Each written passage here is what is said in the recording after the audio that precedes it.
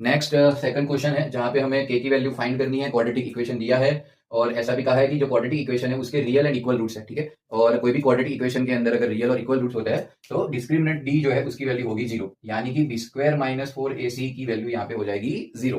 तो चलो सॉल्व करते हैं। यहाँ पे सबसे पहला जो क्वेश्चन है टू एक्स स्क्वायर प्लस के एक्स प्लस थ्री। तो यहाँ पे ए की वैल्यू होगी टू, ठीक है, बी की वैल्यू होगी के और सी की वैल्यू होगी यहाँ पे कॉन्स्टेंट नंबर थ्री। चेक करते हैं D is equal to zero लेके, B square minus four A C equal to zero, B की जगह पे के स्क्वायर माइनस फोर, ए की जगह पे टू और सी की जगह पे थ्री इक्वल टू जीरो। तो यहाँ पे होगा K square minus four two the eight और एट थ्री जा 24। तो K square minus 24 equal to zero. तो यहाँ पे आगे के स्क्वायर इज इक्वल टू होगा 24। सो के की वैल्यू होगी यहाँ पे प्लस और माइनस अंडर रूट 24, ठीक है।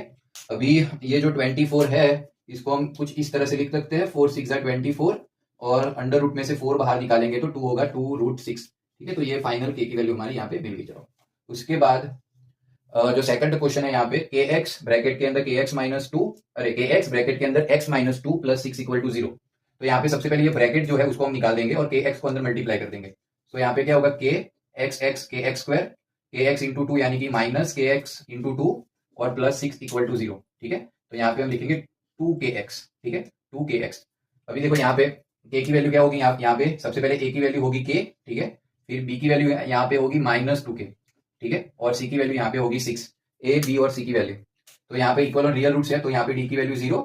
तो यहाँ पे B square minus four A C equal to zero, B की जगह पे लिखेंगे माइनस टू के का whole square minus four, A की जगह पे के और सी की जगह पे सिक्स इक्वल टू जीरो, ठीक है। सो अभी यहाँ पे हो जाएगा फोर के स्क्वायर, ठीक है, फिर माइनस फोर सिक्स 24 के इक्वल टू जीरो, ठीक है। तो अभी देखो यहाँ पे फोर के स्क्वायर माइनस 24 के है ना, तो यहाँ से हम फोर के कॉमन निकालेंगे, ठीक है, दोनों में से फोर के कॉमन निकालेंगे तो यहाँ पे क्या बाकी रहेगा, के बाकी रहेगा और यहाँ पे बाकी रहेगा सिक्स इक्वल टू जीरो, ठीक है। तो अभी देखो यहाँ पे क्या होगा, एक बार फोर के को जीरो से कंपेयर करेंगे, एक बार के माइनस सिक्स को जीरो से कंपेयर करेंगे। तो यहाँ पे फोर के इक्वल टू जीरो होगा एक बार और एक बार K minus six equal to zero होगा। तो यहाँ पे के की वैल्यू एक बार जीरो डिवाइड बाय फोर यानी कि जीरो और एक बार के की वैल्यू यहाँ पे होगी सिक्स, ठीक है।